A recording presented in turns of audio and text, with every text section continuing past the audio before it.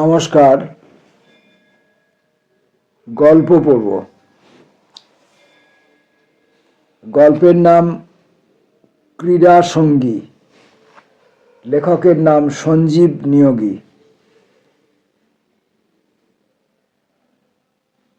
এই এতটুকু এনেছিল হুদহুদকে। তখন 1 মাসও বয়স নয় তার, সবে 25 কি 26 দিন। মায়ের 3টে ছানার মধ্যে সবচেয়ে দুর্বল আর মুখচোরা ছিল।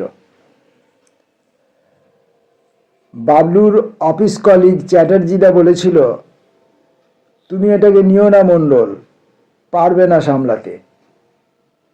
তাছাড়া এটা বিটি বাচ্চা বটে, এই ডাকাত মার্কা ব্যাটাটাকে বরং নিয়ে যাও।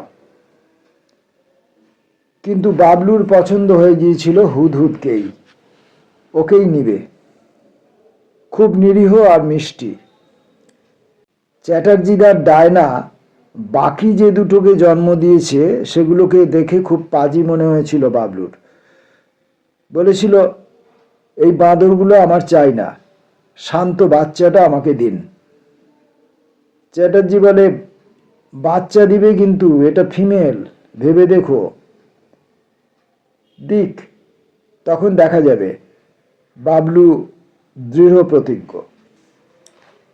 ঠিক আছে, নিয়ে যাও, সামলাতে না পারলে দিয়ে যেও। অবশ্য তোমারও তো দুজনে থাকো, এটাকে নিয়ে গেলে দেখবে তোমাদের সময় সুন্দর কাটবে। সেটা ভেবেই তো আমরা সিদ্ধান্ত নিলাম চ্যাটার্জিদা।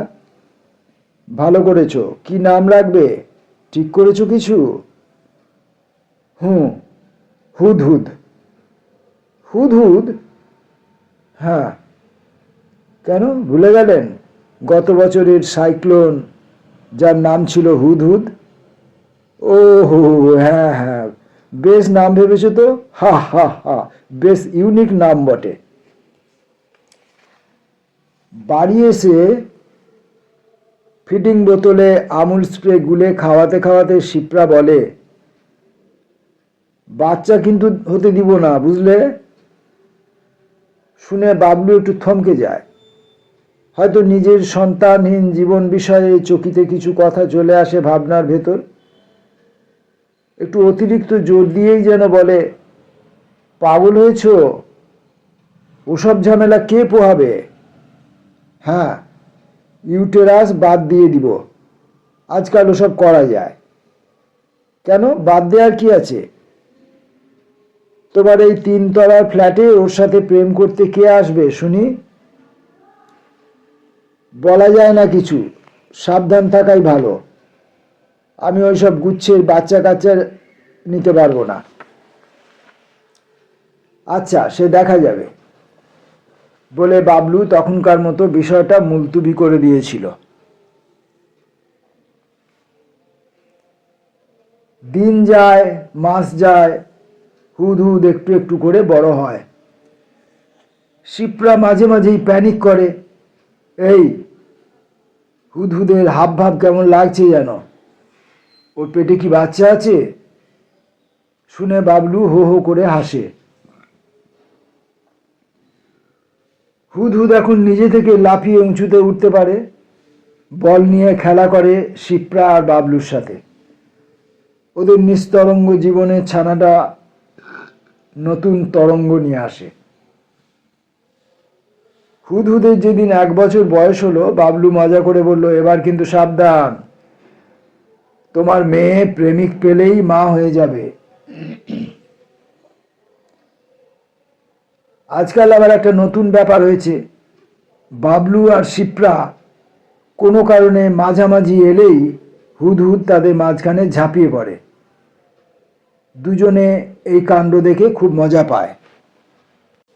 বাবলু আর শিপ্রা দুজনের জীবনে দীর্ঘদিন কোনো শারীরিক লেনদেন নেই।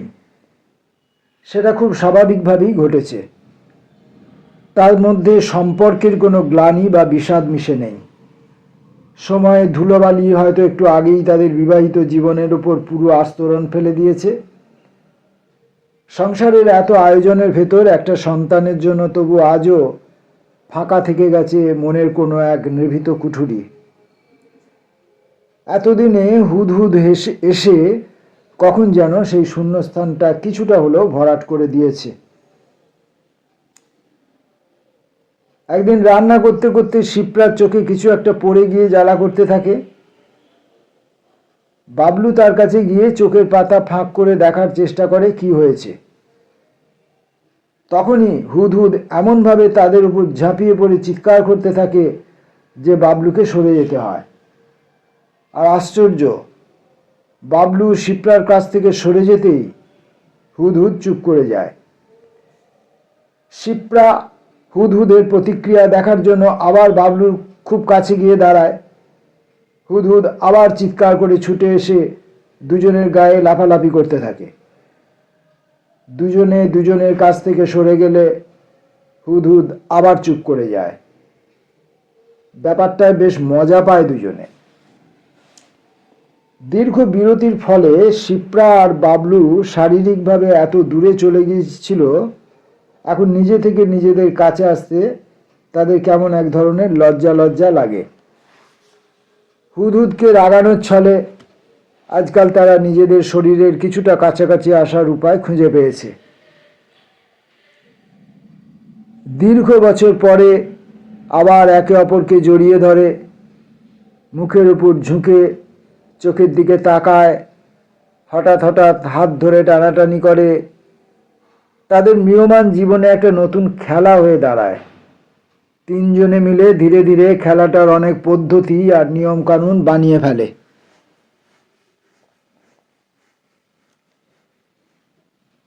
ইদানিং শিপ্রা লক্ষ্য করছে, প্রায় দিনই বিকেলে রাস্তার দিকে জানালার গ্রিল দুপায়ে ধরে নিচের দিকে তাকিয়ে থাকে হুদহুদ। ডাকাডাকি করলেও সেখান থেকে সহজে আসতে চায় না। বাবলু বলে, বেচারা এই ঘরের মধ্যে থেকে থেকে অতিষ্ঠ হয়ে গেছে, ভাবছি ওকে মাঝে মাঝে বাইরে ঘুরিয়ে নিয়ে আসব।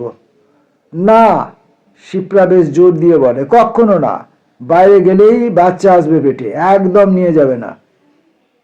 এই কথার কি জবাব দেবে বাবলু? চুপ করে থাকে।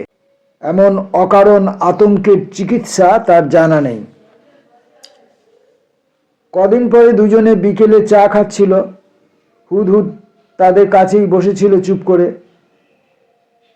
এমন সময় হঠাৎ সে দৌড়ে রাস্তার দিকে জানালার কাছে চলে যায় আর দুই পায়ে জানলার গ্রিল ধরে নিচের দিকে তাকিয়ে কেমন উসখুস করতে থাকে আর অদ্ভুতভাবে নিঃশ্বাস নিতে নিতে বাতাসে কিছু শুঁকতে থাকে। বাবলু আর শিপ্রা উঠে গিয়ে জানালা দিয়ে নিচে রাস্তার দিকে তাকায়। প্রথমে বিশেষ কিছুই তাদের নজরে পড়ে না। তারপরেই দেখতে পায় এক ভদ্রলোক তার কুকুর নিয়ে দাঁড়িয়ে আছেন, কুকুরটা উপরের দিকে তাকিয়ে। ভদ্রলোক তার গলায় বাঁধা বেল্ট ধরে টানছেন আর কিছু বলছেন, কিন্তু কুকুরটা যেতে চাইছে না। শিপ্রা জানালার কাছ থেকে হুদহুদকে টেনে সরিয়ে দেয়, কোলে তুলে নিয়ে নিজেদের বিছানায় গিয়ে বসে। বল, খুব দুষ্টু মেয়ে হয়েছ না? বকে দিব কিন্তু, আর কখনো যেন এমন না দেখি, বুঝতে পারলে? হুদহুদ শিপ্রার কোল থেকে লাফিয়ে নেমে টেবিলের তলায় গিয়ে গুটিসুটি মেরে বসে থাকে।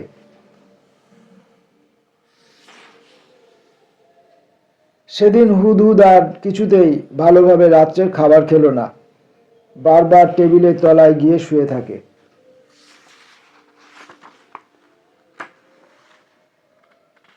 শিপ্রা বলে, বকেছি বলে রাগ হয়েছে? আর বকবো না, এসো, ভালো মেয়ে, খেয়ে নাও।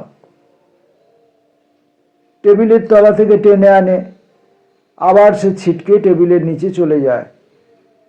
বাবলু বলে, দাঁড়াও, এমনিতে হবে না, ওর মোক্ষম ওষুধ দিতে হবে, তুমি এদিকে এসো, আমার কাছে এসো। তখন বাবলু আর শিপ্রা পরস্পরকে জড়িয়ে ধরে আদর করার ভঙ্গি করে। তবুও হুদহুদ কোনো প্রতিক্রিয়া দেখায় না।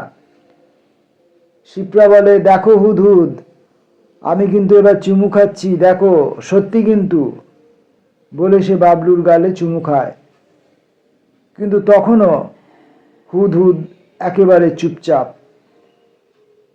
কোনো প্ররোচনাতেই অন্য দিনের মতো প্রতিবাদ জানায় না, ঝাঁপিয়ে পড়ে না দুজনের মাঝে, শুধু শুয়ে শুয়ে করুণভাবে তাদের দিকে তাকিয়ে থাকে।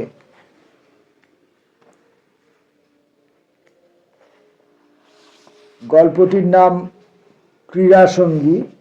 লেখকের নাম ছিল সঞ্জীব নিয়োগী। যারা শখ করে বাড়িতে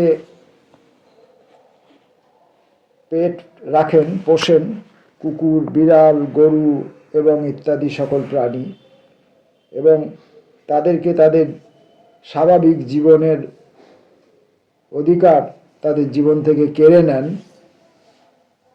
তাদের এইসব বিষয়ে একটু চিন্তাশীল হওয়া উচিত। মনে রাখতে হবে, এইসব প্রাণীর প্রকৃতিতে জন্ম হয়েছে প্রকৃতির প্রয়োজনে এবং তাদের জীবন ধারণের জন্য, তাদের জীবনের প্রয়োজনে, তাদের বংশধারার অব্যাহত রাখার প্রয়োজনে, মানুষের শখ মেটাবার জন্যে নয়। নমস্কার।